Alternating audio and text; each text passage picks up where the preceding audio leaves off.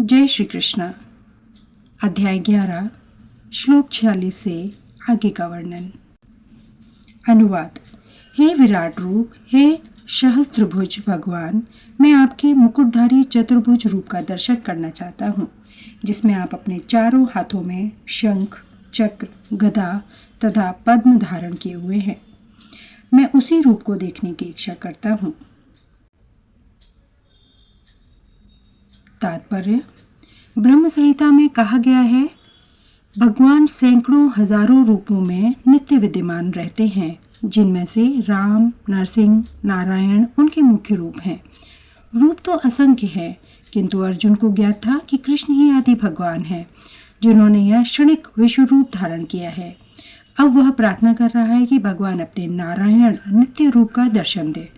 इस श्लोक से श्रीमद् भागवत के कथन की निसंदेह पुष्टि होती है कि कृष्ण आदि भगवान हैं और अन्य सारे रूप उन्हीं से प्रकट होते हैं। वे अपने अंशों से भिन्न नहीं हैं और वे अपने असंख्य रूपों में भी ईश्वर ही बने रहते हैं। इन सारे रूपों में वे तरुण दिखते हैं। यही भगवान का स्थायी लक्षण है। कृष्ण को जानने वाला इस भौतिक संसार के समस्त कल्मश से मुक्त हो जाता है। श्लोक 47।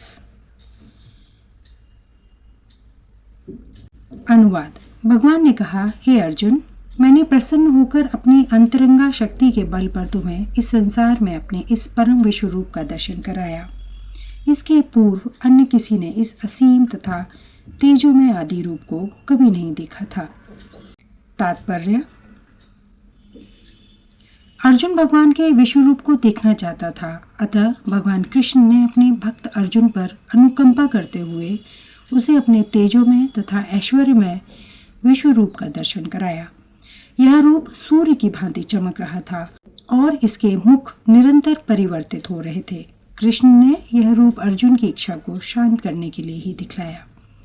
यह रूप कृष्ण की उस अंतरंगा शक्ति द्वारा प्रकट हुआ जो मानव कल्पना से परे है। अर्जुन से पूर्व भगवान के इस विश्व रूप का किसी ने दर्शन नहीं किया था, किंतु जब अर्जुन को यह रूप दिखाया गया तो स्वर्ग लोक तथा अन्य लोकों के भक्त भी इसे देख सके। उन्होंने इस रूप को पहले कभी नहीं देखा था। केवल अर्जुन के कारण वे इसे देख पा रहे थे। दूसरे शब्दों में, कृष्ण की कृपा से भगवान के सारे शिष्य भक्त उस विश्व रूप का दर्शन कर सके जिसे अर्जुन देख रहा था। किसी ने टीका की है कि जब कृष्ण संधि का प्रस्ताव लेकर दुर्योधन के पास गए थे तो उसे भी इसी रूप का दर्शन कराया गया था। दुर्भाग्यवश दुर्योधन ने शांति प्रस्ताव स्वीकार नहीं किया, किंतु कृष्ण ने उस समय अपने कुछ रूप दिखाए थे, किंतु वे रूप अर्जुन को दिखाए गए इस रूप के सर्वथा भिन्न थे। यह स्पष्ट कहा गया है कि इस रूप को पहले किसी ने भी नहीं देखा था। श्लोक 48। अनुवाद। हे कुरुश्रेष्ठ, तुमसे पूर्व मेरे इस विश्व रूप को किसी ने नहीं देखा, क्योंकि मैं न तो वेदा अध्ययन के द्वारा, न यज्ञ, दान, पुण्य या कठिन तपस्या के द्वारा इस रूप में इस संसार में देखा जा सकता हूँ। तात्पर्य। इस प्रसंग में दिव्य दृष्टि को भलीभांति समझ लेना चाहिए। तो यह दिव्य दृष्टि किसके पास हो सकती है? दिव्य का अर्थ है दैवी। जब तक कोई देवता के रूप में दिव्यता प्राप्त नहीं कर लेता, तब तक उसे दिव्य दृष्टि प्राप्त नहीं हो सकती। और देवता कौन है? वैदिक शास्त्रों का कथन है कि जो भगवान विष्णु के भक्त हैं वे देवता है। विष्णु भक्ता स्मृता देवा। जो नास्तिक है, अर्थात जो विष्णु में विश्वास नहीं करते या जो कृष्ण के निर्विशेष अंश को परमेश्वर मानते हैं, उन्हें यह दिव्य दृष्टि नहीं प्राप्त हो सकती। ऐसा संभव नहीं है कि कृष्ण का विरोध करके कोई दिव्य दृष्टि भी प्राप्त कर सके। दिव्य बने बिना दिव्य दृष्टि प्राप्त नहीं की जा सकती। दूसरे शब्दों में, जिन्हें दिव्य दृष्टि प्राप्त है वे ही अर्जुन की ही तरह विश्व रूप देख सकते हैं। भगवत गीता में विश्व रूप का विवरण है। यद्यपि अर्जुन के पूर्व यह विवरण अज्ञात था, किंतु इस घटना के बाद अब विश्व रूप का कुछ अनुमान लगाया जा सकता है। जो लोग सचमुच ही दिव्य हैं वे भगवान के विश्व रूप को देख सकते हैं, किंतु कृष्ण का शुद्ध भक्त बने बिना कोई दिव्य नहीं बन सकता।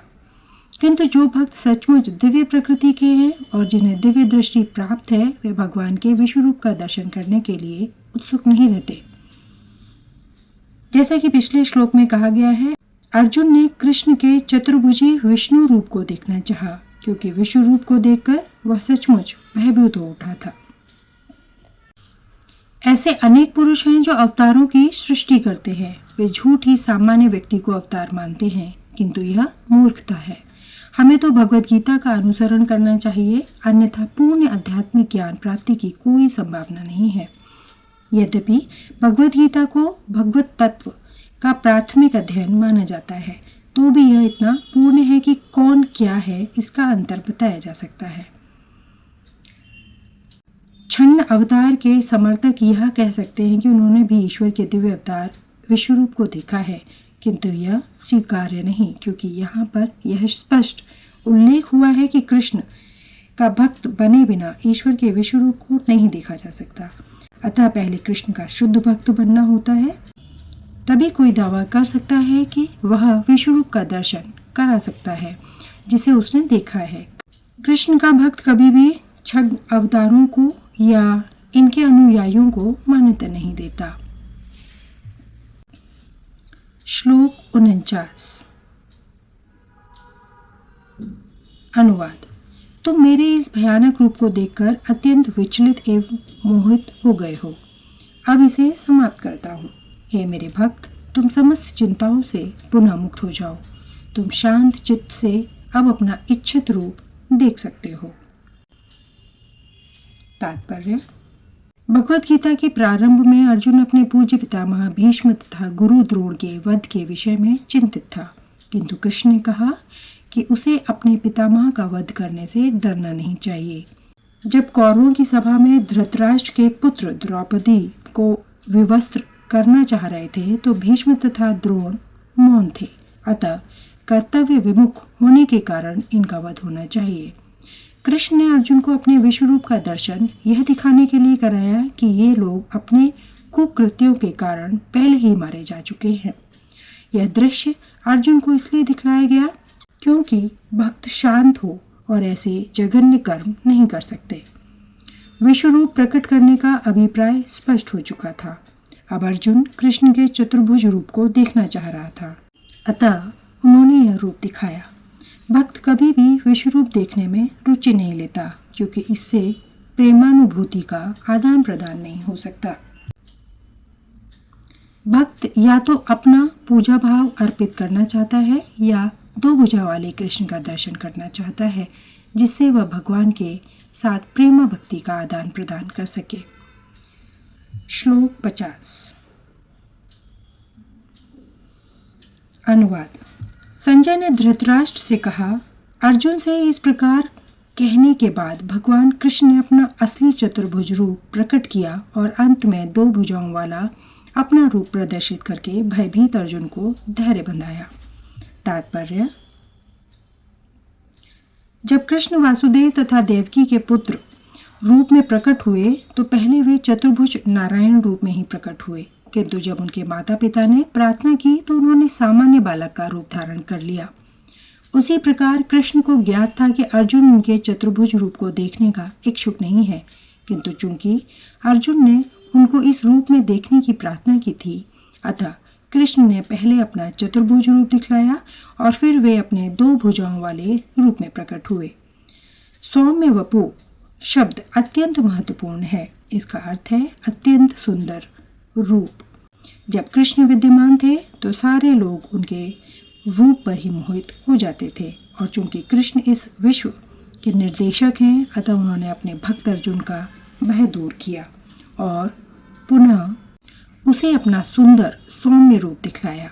ब्रह्म संहिता में कहा गया है, जिस व्यक्ति की आंखों में प्रेम रूपी अंजन लगा है वही कृष्ण के सौम्य रूप का दर्शन कर सकता है। श्लोक 51 से आगे का वर्णन अगले वीडियो में। धन्यवाद। जय श्री कृष्ण।